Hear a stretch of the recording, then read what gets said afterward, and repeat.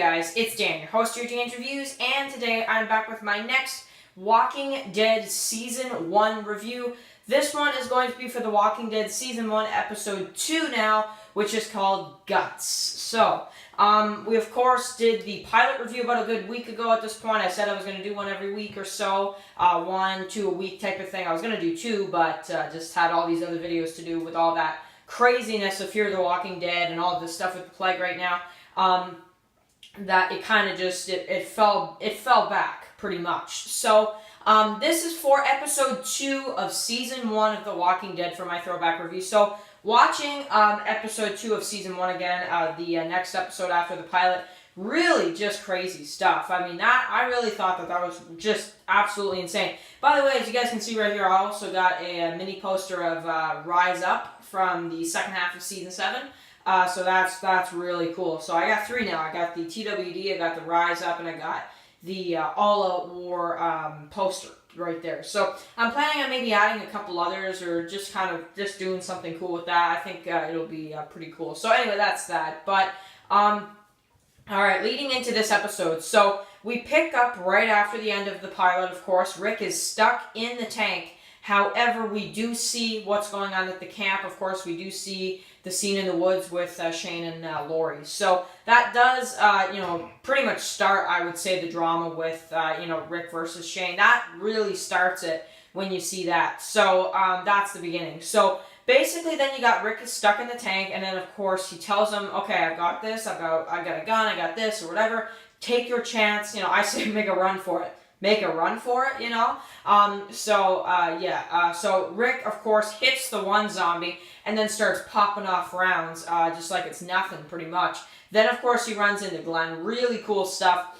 They climb this ladder. They go to this, deck part or whatever.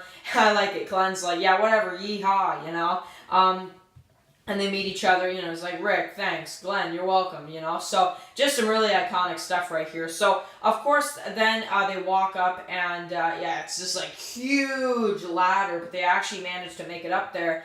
And then, of course, they run into Andrea, Morales, T-Dog, and a couple others. And, of course, that's when Andrea points the gun to Rick's face. And then, she lets the gun, she puts the gun down, but then she's like, we're dead, like all of us, which really, I'm pretty sure almost everybody thought that, because, Rick popping off rounds. I mean, T-Dog, every zombie out there heard you popping off rounds, so, they were kind of upset at Rick, at first, but, then, of course, he got them out of it, so, I mean, I think that really does repay for it, but, anyway, so, then, of course, we get the stuff with, this stuff was really, honestly, some of the best stuff of season 1, I thought. When they go on top of the roof, and Merle's like, oh, you should be more polite with a man with a gun, And, he's just kind of owning everybody. He's being racist, and he's just, oh, man, I mean, yeah, you hate him, but you like him at the same time, So Merle is a lot of fun in the show. Hits Rick once, points a gun to T-Dog, and it's just this huge fight between all of them because of Merle. And then, of course, Rick hits him once, and then, of course, cuffs him, and he's like, who are you, man? Officer Friendly, So, then, of course, he cuffs him or whatever, and then now they're trying to find a decent way to get out of there. And you get Morales, well, Officer Friendly, from up the road a ways, welcome to the big city. So, then, of course, they go in, you got, Glenn, who does his plan. Morales goes into the sewers with him. They don't really get too far. They see a zombie, and that's pretty much it. Jackie stays to, the main part where they do the plan. Andrea and Rick are at the, store or whatever, watching those doors. And you get a pretty cool scene where basically Rick is, talking about how, I don't think those rules apply anymore. Take the, the little, mermaid thing or whatever. So, why not take it? There's a cop staring at me, So, yeah, Rick's like, I don't think those rules apply anymore, do you? So, then, of course, T-Dog is on the roof. He's like, can anybody hear my voice? Because I'm getting sick and tired of hearing mine. So, he's like, well, that makes the 2 of us. Why don't you just stop, okay? Just stop talking, okay? You're giving me a headache, boy. He's just trying to annoy the heck out of T-Dog, pretty much. And he's like, I tell you what, you get me out of these cuffs. Oh, I tell you what, you get, he's just trying everything to get him to, release him pretty much. So, I like when T-Dog's like, and I guess you want me to get that rifle there too, so you can shoot that cop when he comes back up, huh? So yeah, just kind of some funny, and also very, suspenseful stuff. Even though he's tied up in handcuffs, it still feels like really intense, So I love it when T-Dog's just like shows the key, So yeah, he's just driving driving crazy pretty much. So cool stuff going on there, of course. Then this is when this episode to me really just gets insane, because they have to get out of there. They can't just be sitting around. So so they have to pretty much put on, well, they have to kill a zombie, put guts on Rick and Glenn. And the guy that they had like 20-something dollars left in his wallet and a picture of a girl or something. And his name was Wayne. So, just some kind of like meaningful, meanings or whatever about this person. Then they gut him, and then they put the guts on. Like, oh, this is bad, this is bad, this is bad, So, anyways, like, I love it, because like Ricky's just like, just think about something else, puppies and kittens, And then T-Dog's like, dead puppies and kittens, and then that's what makes Glenn throw up. So, that was kind of funny. So anyway, they walk out there, and it's just super intense. The rest of them are up on the roof. Merle's just running his mouth still, and they're out there. And it's really intense, and then it starts raining, and then the smell is washing off. No, well, maybe a little bit, And then they kill the one, and then they run, and then there's even one that actually climbs over the fence once they drive away. And then they drive, and then they separate. Glenn grabs the car, and then of course Glenn goes to the camp, back to the camp to tell the others what's going on.